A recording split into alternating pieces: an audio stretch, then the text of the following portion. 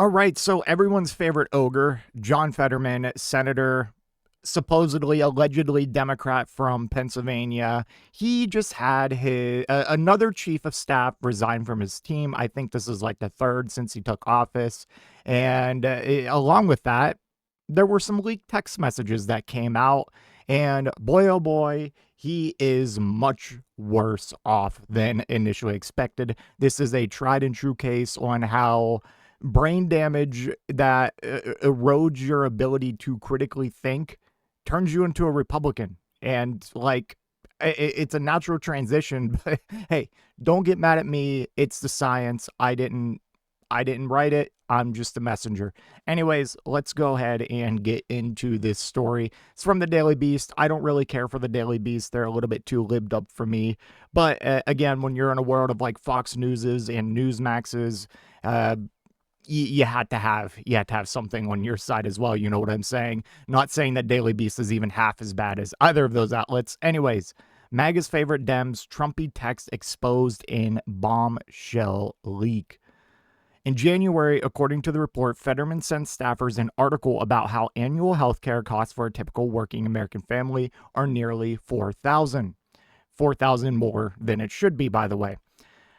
How should it cost? Free, he wrote. Wait, how should it cost? I don't understand what affordability it is. I don't understand what affordability. What's he even like? I don't even know what he's trying to say here. Anyways, this is even better. Also in January, as the Trump administration was dragging its heels about releasing the Epstein files, Fetterman messaged a staffer. Epstein was a nothing burger. Worst pics I've ever seen were from Clinton. Really? That's like your takeaway here? What are the Epstein files? Are they like a picture book to you? Are you just going to ignore like all the text, all the conversations, everything leaked about Trump? You just gonna ignore that? Like the thing you focus on is Clinton. You uh, well, I just what do you say from the what like I don't know what to say.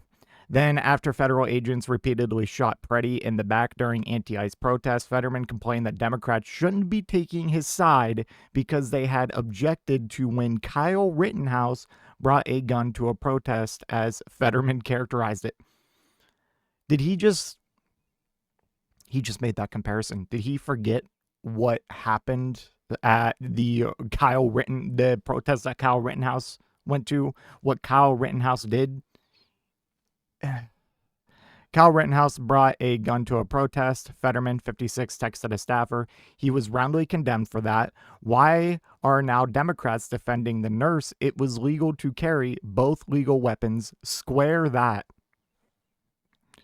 And of course, Rittenhouse actually fired his gun. He shot 3 men, 2 fatally, during civil unrest in Kenosha, Wisconsin in August of 2020. How do you square that? Like there's so many differences here. Alex Preddy wasn't brandishing a weapon. He wasn't discharging a weapon. He wasn't killing people.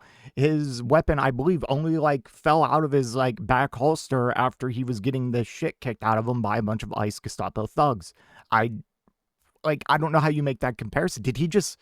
Did he forget that Kyle Rittenhouse shot people? I wouldn't be surprised, but like, did he think everyone was so mad about Kyle Rittenhouse just because he showed up at a protest with an assault rifle?